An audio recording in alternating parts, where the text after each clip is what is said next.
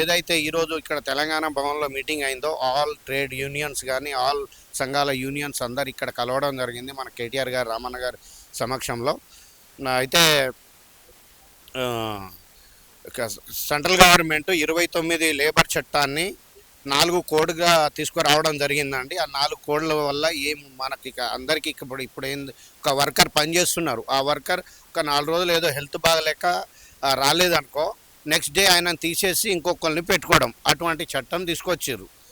ఇప్పుడు ఏదైతే ఇంతకుముందు లేబర్ కోడ్ 1926 నుంచి 36లో అప్పటి నుంచి ట్రేడ్ యూనియన్స్ కానీ మా అన్ని కుల సంఘాలు అందరు యూనియన్లు ఫామ్ చేసుకొని చట్టాలన్నీ తీసుకొని, ఇప్పుడు ఎవరికైనా మన కార్మికుని అన్యాయం జరిగితే వాళ్ళకి యూనియన్ లీడర్ అని చెప్పేసి ఒక హామీ ఉంటుంది, ధైర్యం ఉంటుంది. ఆ యూనియన్ లీడర్ పోయి ఇప్పుడు ఆ యూనియన్ లీడర్కు లేదు, యజమానికి లేదు, ఆయనకు లేదు, లేని చట్టం తీసుకొచ్చారు. గతంలో ఇంతకుముందు కూడా కేంద్ర గవర్నమెంట్ తీసుకొస్తే కేసీఆర్ గారు 10 ఏళ్ళ వరకు ఏ ఒక్క చట్టాన్ని కూడా అమలు చేయలేదు, దగ్గర కూడా రానియకపోవడం జరిగింది.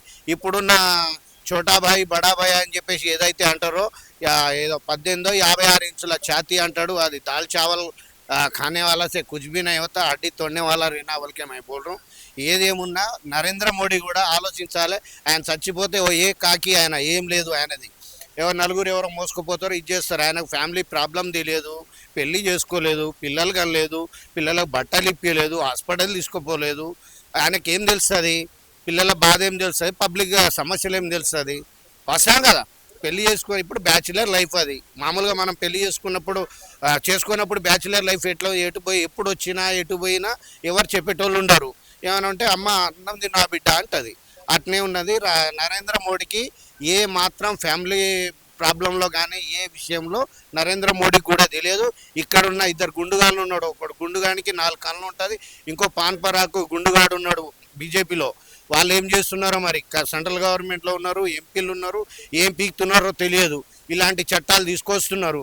వీళ్ళు ఏం చేస్తున్నారు, ఇక్కడ ఉన్న చీఫ్ మినిస్టర్ అంటారు, ఆయన అసలు మనిషి అంటారా కుక్క అంటారా ఏమంటారో తెలియదు, సీఎం సీట్లో కూర్చున్నాడు వీడు అలాంటి చట్టాన్ని ఎందుకు ఆమోదించిండో తెలియదు.